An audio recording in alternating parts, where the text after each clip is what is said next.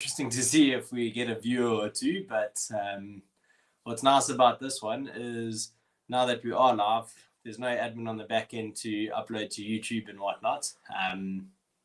So that's pretty cool.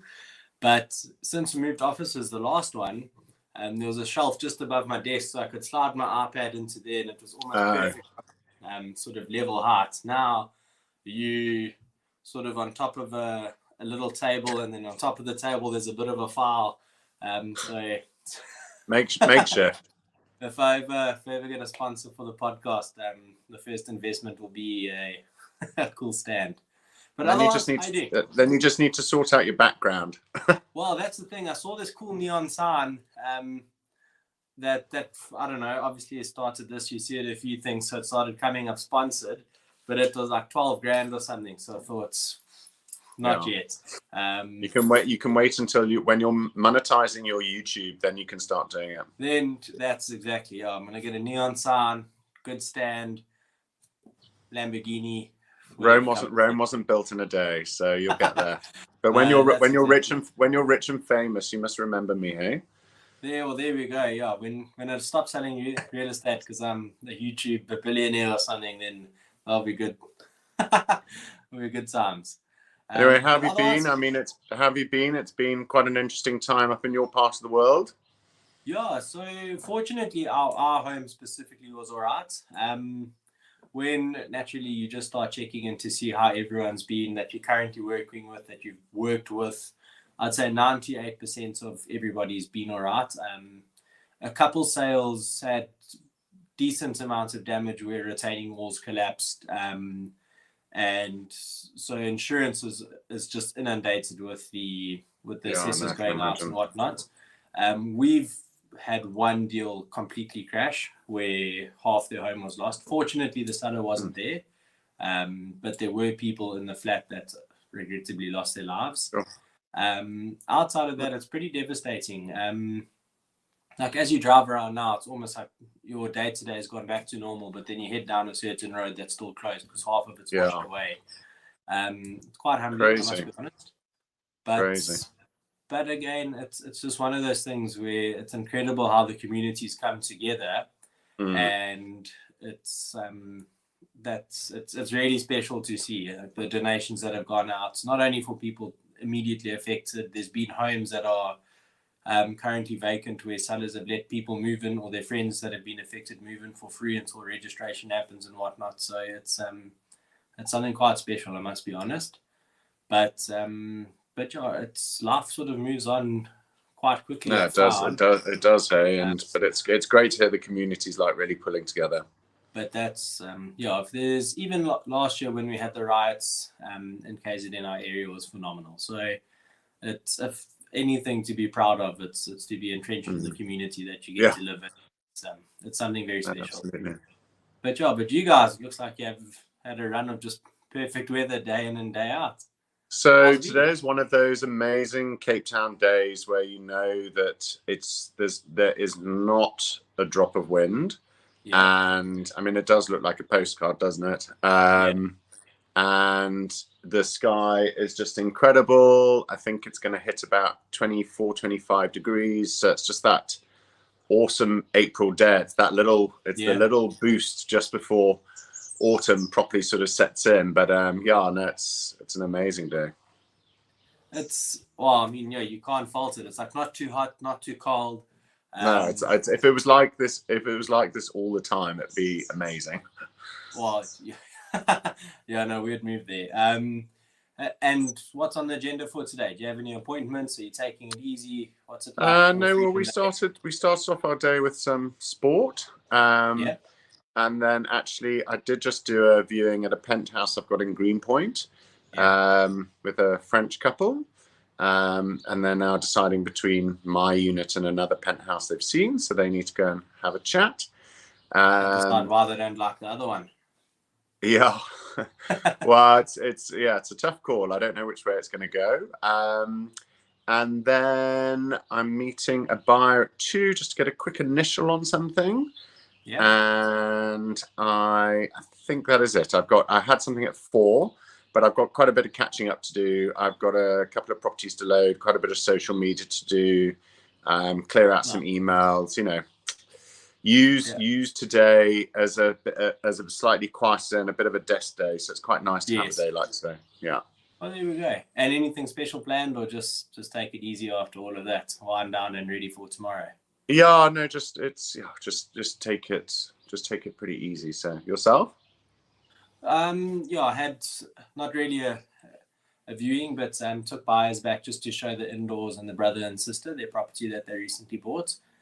So that's always, it's quite exciting when the same excitement they had when they bought the property and seeing it again for the first time since then was nice. They got to meet the seller, which is always also, as much as it's, I suppose, in reality, it doesn't matter who buys your house, but if that sort of emotional connection, knowing that the home's going to be in good hands going forward. So that's always special.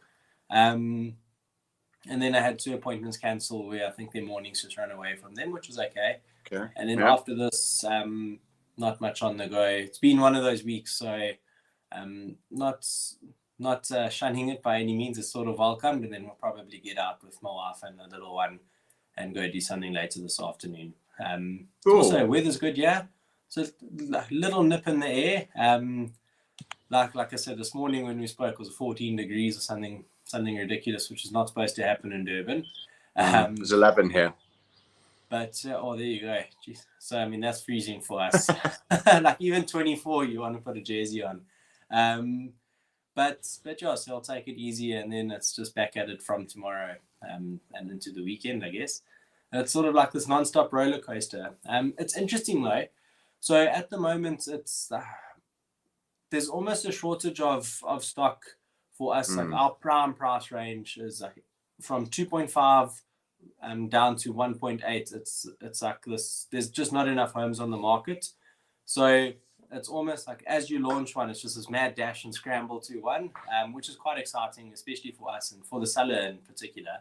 And then it's whilst you're prepping the next one to come onto the market, it's like everybody just hangs in limbo, and then it's like throwing fish into the water for like a shark sometimes.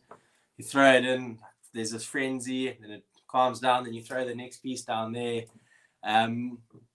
But then we've got some really quite big listings about to come up, so that's quite exciting. We've been appointed exclusively. So it's just prepping those. I was very, very big into video a couple of years ago, but then obviously after COVID, when the market was moving so quickly, before you could shoot and edit the thing, it was sold. So it's not a bad position to be in. Into that. No one's ever going to complain, I don't think. But yeah, so gonna really go over the top on the marketing on those ones, and then we just keep at it. And I see you've added a team member or an agent. I have. It's so it's quite a big move for me. Yes. And it kind of happened quite organically, which is nice. I wasn't sort of really going out of my way to particularly find an agent, and it's not really what I was looking for, but just the way it sort of transpired, and we met, and then I said, "Oh, well, come and just spend some time with me." And when we did that, I was just like, I think we actually need to go in this direction with, and actually, I knew that she wanted to be an agent, so I was just like, you know what, let's actually just fast forward this process. So no, that's been great. We're in our second week now, and just super useful for me at the beginning just to have some help, but also, and then obviously when Eileen sort of gets up and running, but yeah, no, quite a big thing for me to put something out there and say that, you know, the team has grown by one. So yeah, I can no longer say it's just myself. So it's exciting. It is 100% growth. I mean, it's crazy. And how did that? So you said like just met and things happened organically. Is it someone you knew that's getting into real estate? So it's someone through someone. I mean that's Cape Town for you. Yes. But because I was actually looking for someone more like a sort of creative assistant. Yes. But that was sort of proving hard to come by. And then someone called me and they said, "Oh, we're not really looking for that, but happy to help." And then you know, really the idea is to be an agent. And I said, well, look, Yes. that's not what I'm really looking for. So let's just sort of see how it goes. But then we just spent time together, and, you know, I just realized that, you know, she's got a lot of connections. She's very capable, and yeah, she just is just super, super brilliant to have on board. So yeah, no, that's great. So that's very exciting for the sort of months ahead and what we can plan and stuff. So yeah, it's good. And our market here, a bit like you, there's a real lack of stock. Yeah. I mean, it's quite interesting. I mean, I think the last time we spoke, I said that I work with a lot of buyers, and I had this Canadian South African couple over, and they came and viewed with me on, say, 2 weeks ago. And then they had a personal situation which they had to deal with, and that was fine. And then they came back, and I said, well, look, I've sent you 6 properties in the Constantia area. Well, when we came to book those in 2 weeks later, not one was left. Wow. It's crazy. All and gone. What's the price range sort of? Yeah, those were sort of 6 up to 9. Okay. Yeah, so those were all gone. That's crazy. Crazy. And is that the basically? I mean, I suppose it varies suburb to suburb, but is that basically the busiest type of price range? So yeah, look, I mean, if you sort of take, so if on this side of the world, that's sort of Constantia area, so 4 to 8, I would say, is like really, really busy. And then we are seeing a bit of movement at the very top end as well. Obviously, the lower end of the market is always busy. Yes. Pretty much, it doesn't matter where you are. That's an inquiry coming in for a Constantia house. And so, but yeah, it just depends where you are, because we've got so many little pockets here, and it really does totally differ. I mean, the penthouse I've just been to in Greenpoint was 11,995, and the place they were comparing it to is 12.5. So that's a totally different market. Yes. Yeah, I mean, but the average sort of price that I deal with on this side of the world, when I say this side, I mean Constantia, Takai, blah blah blah, is like 6, 7, 8. Okay. And that market is just absolutely pumping at the moment. I mean, it's always nice when there's confidence. Look, it's great, but it's you know, I can scream until I'm blue in the face, just to try and get, you know, that there's more buyers than there is stock. So it's a bit of a crazy situation. And rentals as well. I mean, you put a rental on and it just gets snapped up. So. And does that doesn't matter like what the price range is at the moment? No, not really. It can be 10, it can be 100. So yeah. That's crazy. It's unbelievable to think. I mean, like, just again, because I can only ever compare like our market to here, where like a 14,000 rand rental will come on and it will sit for a little while. But to be fair, it's the outlook on 100 grand rental is going to be very different to a 14 grand rental here in little old Westville. What are you guys finding it? So what's happening here with us? It almost becomes quite exclusive the minute you do take on a listing. So what will happen is, because so many have sold recently, and likewise with you, what I sat down with the seller the other day, I said, look, from when we came on the market, and we're just off on price, and it doesn't have to be a lot. Like 100 grand can outprice you in the market because buyers are so educated now. As I said, so when we came on at 2.4 or 2,495, this one came on at 2.3, 2.3, 2.3, 2.4, 2.2, 2.3, one at 2,195, and they've all sold, and most of them sold on the same day.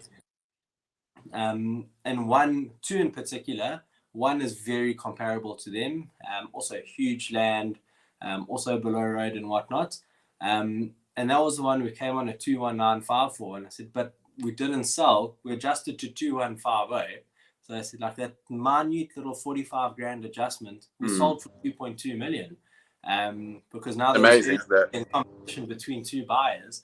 So I was like, so that's the type of market we're in. Anyway, so I'll get back to me. But it's unbelievable. And really it becomes like, now it's exclusive. So you've got all these buyers. It's almost like you see on the $1 million listings and selling sunsets, where when you've got a house in that price range, you can have like up to 20 people arrive. And it only takes one. But but when the one who really likes it sees 20 or 2100 people looking at their house, it becomes quite competitive, and it's exciting to be in this type of market. It does, and but I also feel sorry for people. I mean, I had something it comes under Constantia, but it's just on the other side of the M3. But it's like in an area called the Vines, and I put it on at 3.6. It was a house that needed work. I think it was on 800, 900 squares. Actually had 5 beds. Well, I think I had 43 people in 2 days. And that was just like crazy. But I felt so sorry for people because families would come and this guy was talking to me for ages outside the door. And he says, well, you know, obviously I've got to sell. And I was like, you're kidding me. I said, you've got no chance. I said, if there's 43 people who in 2 days, 35 of those are ready to buy, you know, pre-approved, don't need to sell. But they're like, I can't sell my house before I find something. I said, well, in this market, you're mad. You're absolutely mad. And it's only if you get like 2 or 3 people who are all in the same boat. Like I've just had it on a house in Bergfleet where they were all subject to sale, and we had 3 sets of buyers, all subject to sale. So, and obviously they went in order, and actually it was the second people who put the first people to terms. But meanwhile, you've got a third also trying, and it's like this race. And we got into a position where my sellers were also put to terms on the house that they were buying, and we literally like clinched it by 7 hours. So if you can sell your house, that's the best way. But again, it depends where you're looking. But if you're looking down the southern suburbs side, it's so popular at the moment. Yeah. And is that just because of the price range, or schools? Yeah, it's driven by a lot of the private schools. Also, it's a lot of people moving from like the Atlantic seaboard side, City Bowl side round here, just more greenery schools, family orientated, etc., etc. And then we're not really finding that the KZN buyers are moving here. They're moving to the Atlantic seaboard or to your coastal places because you guys generally like the sea and the warmth. And if you can't have the warmth, you go for the sea. But it's the Johannesburg buyers who like literally, you know, people say to them, where are you moving to? And they've got in their mind, they've got Claremont, Newlands, Constantia, Bishop's Court, if you can afford it. So they literally come down there with this mindset, and they literally just go to Constantia, and then they buy. So and then also we've got a lot of international buyers at the moment, a lot. And is it people moving here, or is it more just? So it's a lot of people. It's a lot of people moving here, and it's amazing how the war in Ukraine has just pushed people here. So the Germans are flooding in, but you're also still seeing the Danish, Swedish. But yeah, people like the Germans are like flooding in here because if they were on the cusp before, they're all of a sudden they're just and also a lot of them have come here on holiday and they've gone, wow, it's really amazing here. And I met with an immigration lawyer the other day, and she just said our inquiries have gone through the roof. And people coming in on business visas, retirement visas. So yeah, no, it's really, really interesting, and it's amazing how something like that factor of the Ukraine situation can just push people over the edge, and you know, and then they're looking for sunshine, lifestyle. Obviously, it's from a cost point of view, it's very cheap for them to be here when they convert their euros. So yeah, it's quite fascinating to see that movement here. And what sort of houses are they buying? I mean, even if they bought for a price brackets, I mean, what they can buy in Germany and whatnot, it's obviously so they tend to be looking close to about €1 million. So they're sort of 12, 13, 15, you know, so 10 to 20 probably. But I'd say 12 to 15 is the real sort of hotspot for those buyers. Okay. Yeah. Yeah. And in your guys' market, is it pretty common that you could almost just knock on your neighbor's door to say, hi, I've got someone that's looking in this price range, would you consider selling? And do you find you get most people are open to it, or is that really just in like the ultra luxury side of things where everything becomes for sale? Yeah, look, K-Town's, it's very networking. It can be quite cliquey. So it is a case of using your networks. I don't know about knocking on your neighbor's door, but you know, it is. Yeah, I hear what you mean about top end of the market, and you know, stuff's always got a price, etc., etc. But look, I mean, you can sort of go to your network and you see, but I tend to find that it's, you know, if people want to sell, you know, they'll be on the market. So I think I've had this conversation with you before. I've never made a cold call in my life. It scares me. I don't like phoning people, and I hate hearing people say, "Oh, the agents just don't stop calling me," and that's where I just think, "Oh my, you know, if they tighten up this Poppy Act and they actually stop people, I'd be very happy, because it's not something that I ever do, but I know that most agents do it." And I actually, I've got a listing, and I sent it out to about 131 agents the other day to say, "Look, guys, I'll share." And then one of the agents phoned my client, and then so the client told me. So I phoned this guy up, and I went, "Are you trying to steal my property?" No. No, I was just I just sold something in the road, and I was just letting the whole road know. And I was like, "Oh, okay." Convenient time. Yeah. So and look, when I list something, I say to my clients, I say, "Look, the agents are going to phone you," and they do, just like that. And I had something in Takai down the road as well, and I put my board up, and I'm not a Takai agent, and they knocked on his door. They were like, "Why did you choose Hardie Property and not us?" And he just said, "Look, I've chosen him for many reasons. Richard will always share his commission. Go and speak to him. If you've got a buyer." "No, but we don't understand why you used him." And he said, "I used him because I liked him, and I like his marketing and stuff like that." "Yes, but he's not." And that's like, he doesn't have to be a resident agent. You know, it's just so. I always find it funny, because I don't have time to. I don't get through my whole day. There's always something that goes into tomorrow's diary. So I would never have any time to call someone, to go and knock on someone's door. You know, I've got my stock, I've got my buyers. I'll phone you as an agent and say, "Hey, Jared, see you've got that listing down the road. Will you share? Great. Can I bring my buyer?" So yeah. And it's crazy. And we touched on it last time as well. We're in the market where relationships matter. And you shouldn't have to phone somebody else's client or seller, or some not so much buyer, but you should just pick the phone up to the agents and say, "Hey, hope you're well. Would you mind sharing?" And I found, like, if you've got a good relationship with someone, unless you've got 46 buyers lined up, it's unlikely that someone's ever going to say no.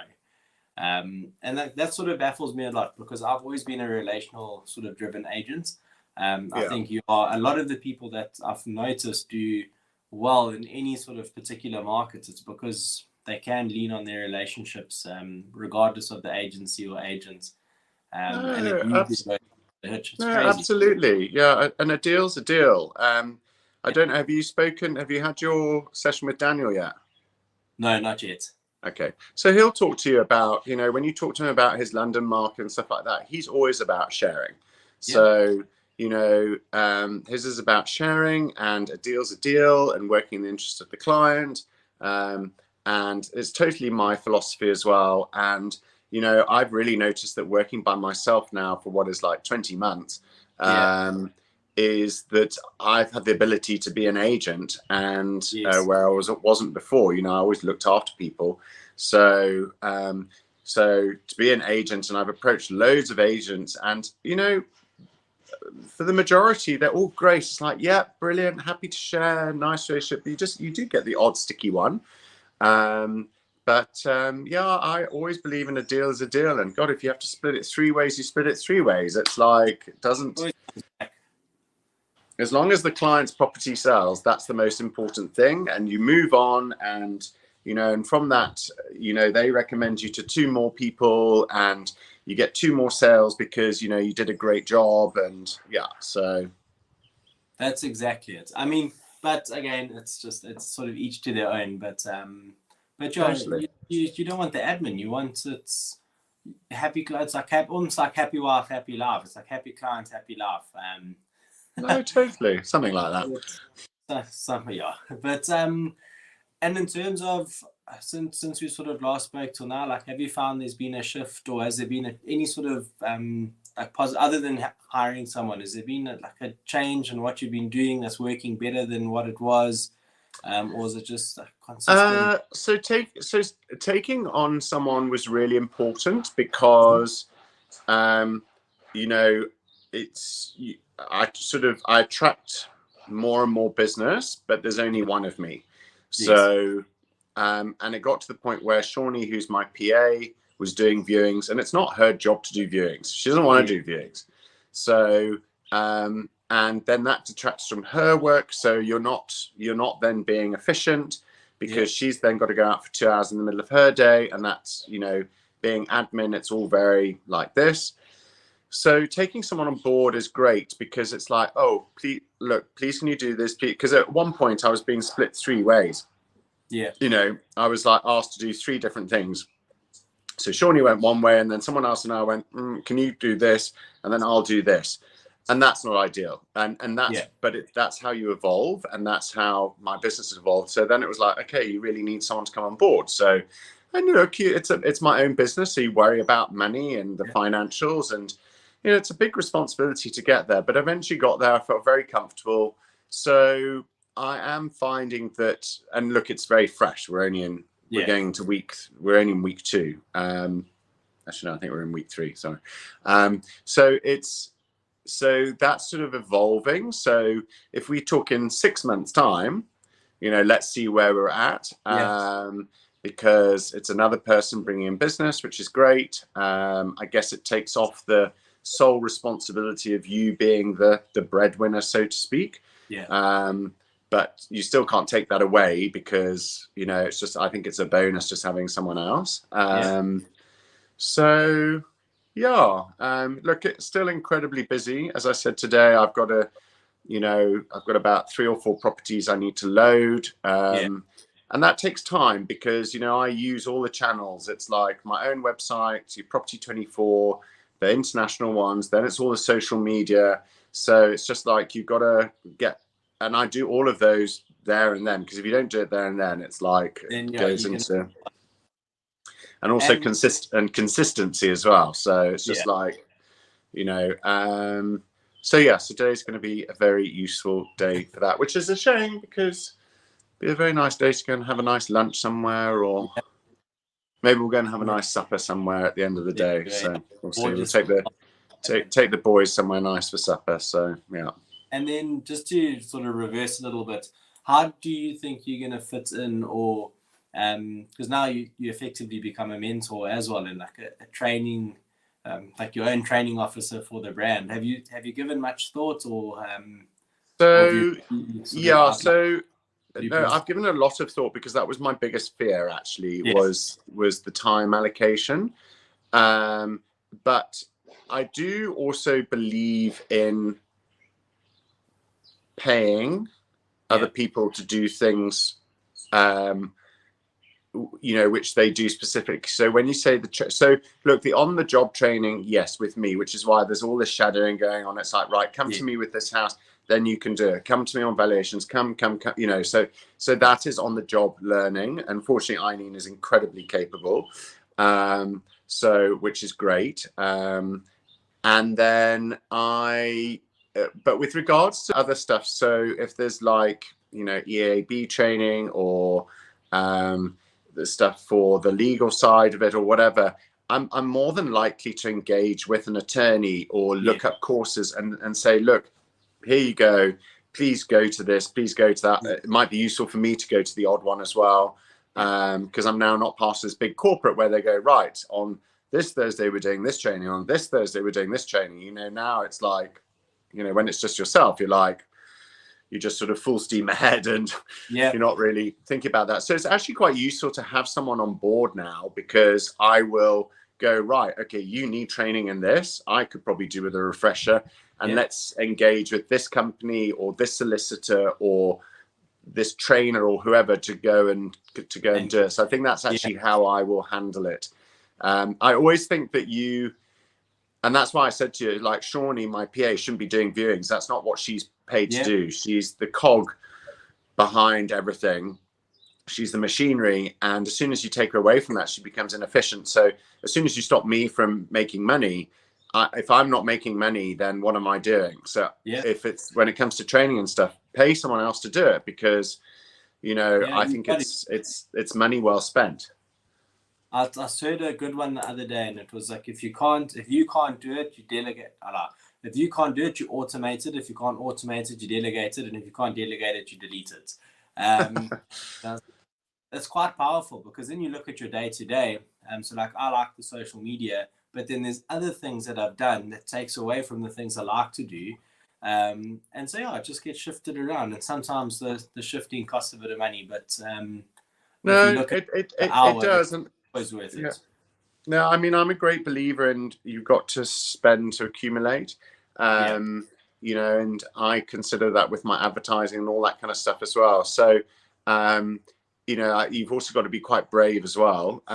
So I do, you know, believe in investing in other people to do things. Actually, I'm just about to release a couple of reels and a couple of videos, which one of the videos is completely off the chart, and not something any other agent or agency, definitely not in South Africa, I'd be tempted to say globally, has ever done.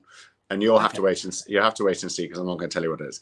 I'll spoil the surprise. And when is that like so that one will probably be next week, that I'll launch that. But it's so this videographer approached me, and I knew him already, and he said, look, you know that I do this, but I'm thinking I can do some stuff for you. And I said, okay, great. I said, there is a couple of properties we can work on, and one of those I've actually just got the draft through for today.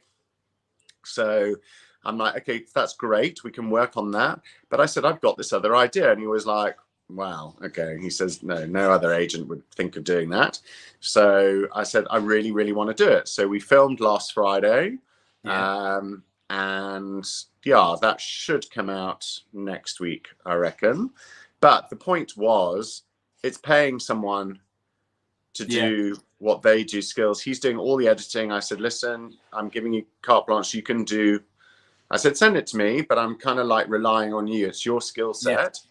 So, and then he just gives me the finished product, and then I use it. And, you know, it's marketing, you know, across multiple platforms. And for me, as we've spoken about before, you know, that's very important for me, especially sort of social media and stuff as well. It's major. I mean, I look at it from the viewpoint is that someone's going to see it. So I saw someone posted it the other day as well on Facebook, where it's like, never in my likes, but always in my views. And it's quite powerful. So you've just got to do it, because you'd never actually know who's seeing it. And it might be, I saw Ryan Sernt a couple of years ago did a YouTube video, or I mean, I suppose it can be on any platform, and someone's kid showed the parents, and the parents inquired and they bought it. And it was for like an $11 million townhouse or apartment or whatever it was. And that's quite cool. That's crazy. It's almost unimaginable. But then I look at it, a lot of business I get from friends is because of Instagram, and just because we follow each other, they see it. And then if their parents are thinking of selling or whatever, when it inevitably becomes a conversation around the table, like, maybe you should find Jared, and they do. And I get a lot of business through Instagram, and look, I've really seen the Cape Town agents like step up their game social media wise, like big star. Like literally in the last year, they have all like seriously upped their game. But then I'll watch them, because I'll see how consistently they do it. And it's only the ones who actually really enjoy it that will keep going. The others, you know, I say to people, look, if you don't enjoy doing it, don't do it. You know, don't be forced to do it. And actually, to use Shawnee as an example, you know, different age group, blah, blah, blah. And she said, you know, I'm getting a lot more through my LinkedIn and potentially my Facebook than I am on Instagram. And I said, well, that doesn't surprise me, because I said, your demographic is LinkedIn and Facebook. And she said, you know, I don't really get on anything on Instagram. I said, no, you won't, because, and I totally get it. So I said, you know, use it, but just focus on and you don't have to do everything. You know, look, I do everything for the business, but for me personally, it's Instagram, and that's my platform. That's what I use, and you know, I love it. But yeah, you gotta be. Sorry, dog. No. The dogs are actually right here, but they've been very quiet. So I saw one walking a little bit in the back there earlier, but there's a brown one and a green one. So, So anyway, so look, you know, and I'm not afraid to. In this situation, we don't know who's going to see this, and I don't mind if 20 agents suddenly start using Instagram, because it's like, great, go for it, but you got to keep on going.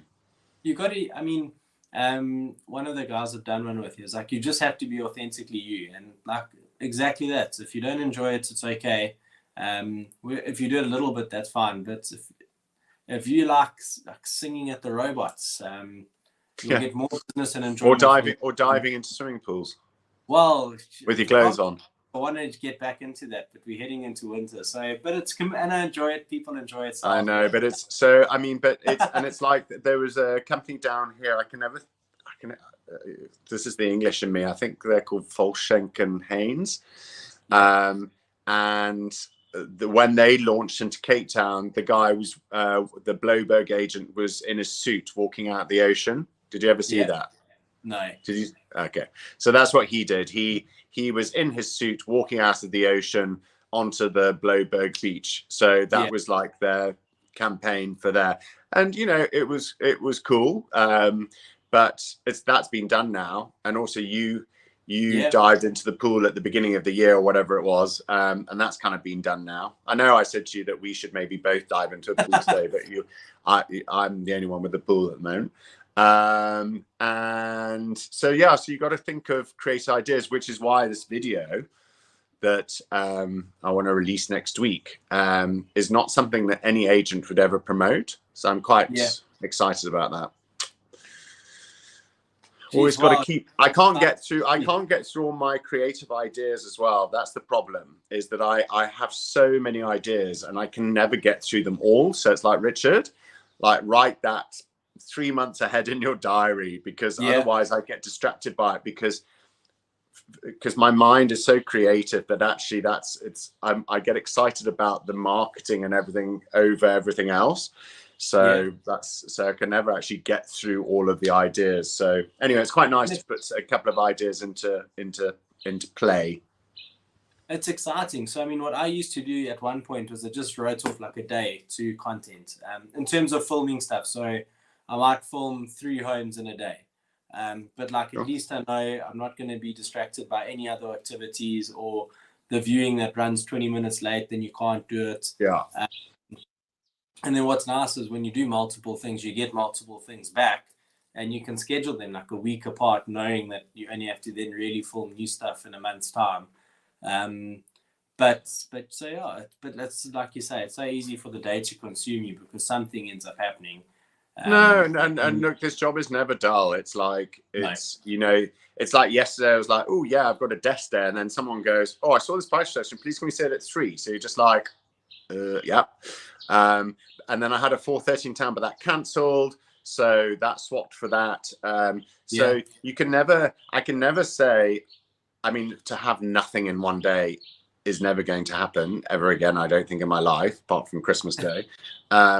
Or unless I actually like book it out on a holiday. So, but it's just like the day can shift. So yeah, you never have that whole desk day, which is why I will take advantage of this afternoon and do a little bit of work. So until something pops up, until something pops up. Like I found the days where you expect to be quiet and relaxed are the days where it usually ends up being pandemonium, which is fine because it's welcomed. I mean, I'll never say no to it, but yeah, it's quite funny. Even yesterday was supposed to be a day I needed to go to town planning to get plans for 1 or 2 people, and then it steamrolls, and then okay, well, I won't do it at 10 anymore. I'm going to do it at 12, and then 12 doesn't happen. You see, someone should be doing that for you. Yeah, so admittedly, it was supposed to, but then I was supposed to be quiet. So whilst other people were busy, I thought, let me go. And I've got such a good relationship with the guy at the desk. Okay. He just puts it on a flash drive for me. Whether or not he goes to the invoicing office, I don't know, after I pay him. But so it's usually in and out. But then the one day I did allocate for it, it went down and they were offline. But yeah, outside of that, I very rarely do those sort of things. But so when you delegation, yeah, that's exactly it. And automate. I mean, I wish they sort of just put their system online where if you needed the plans, you could enter whatever relevant information and just pay for it. Oh no, I know. One day, we'll get there eventually. You guys will get it for us, I'm sure, but in Cape Town. Yeah, one day. It'll follow suit. Maybe I'll write that down as a business idea. Not a bad one. But yeah, and then so you mentioned like booking out or possibly a holiday. Like, what does a holiday look like for you? What do you guys enjoy doing? Well, so that's the other reason for taking someone on board is to actually be able to go away. Yeah. And I mean, look, ironically, we might go somewhere for a week or something. We were potentially considering going to Europe at some time in September. Which might be on the cards, or maybe even just stay in South Africa and go up to a game reserve. We've got now family coming over at Christmas, so that's cool. We were all meant to be going to Koh Samui, but that plan sort of changed because my sister lives in Singapore, so we were going to go Koh Samui, people from England, us there, blah, blah, blah. That's kind of all changed. So that's all now here, which is great. Very happy about that. So I think we might try and go somewhere. And as I said, maybe Europe at the tail end. It'll be our winter and the tail end of their summer, which is a nice time to go. It's also near my birthday. Or go up to a game park or something like that. So, but the nice thing is I'll be able to do it. Yes. And not stress too much. Well, that's exactly it, because the machine can keep operating basically. Yeah. I'll send it to you on Instagram. We went to the Berg for my wife's grand's 93rd birthday, and we bumped into a couple. I want to say they're from. I think they're from the Netherlands. Basically, what they've done is they quit their jobs, or he's an online marketer, so she quit her job. They've got their 2 kids. They bought a 4x4, and they're touring South Africa for 9 months, which is pretty incredible. What an amazing thing to do. But he runs various like holiday rentals. I forget where it is, but it's where Tom Cruise and the whole crew for Mission Impossible or whatever they're filming is staying. I'll send you their details on Instagram, and then you can have a look. Oh, cool. That's quite cool. And that'd be good. So it'd be nice to plan something. It's funny, I'm sort of normally we'd be getting a bit quieter at this time of year, and we're not. So I'm kind of making hay while the sun shines, because also I'm very conscious that our market's very busy at the moment. But at some point that's going to quieten down. I don't think it'll be this year, if I'm being completely honest. I think it's going to be. I think this whole year and even into the beginning of next season could easily be quite busy in Cape Town. And actually that reminds me that I need to write my next quarter prediction. Yeah, I'm a bit behind on that one. Yeah, but I am very conscious that, it's the market could turn. As I said, I think it'll be next year. And look, I've been very busy in rubbish markets. I've actually in another country, I did one of my best years in a horrendous market. So, so I'm not overly worried about it, but the market is incredibly busy at the moment. So I'm kind of like a bit sort of like head down. Yeah. And, the weekends and stuff, try and take some time off. But I'm very, very conscious that it's actually, just sort of kind of just keep on hitting it for the moment.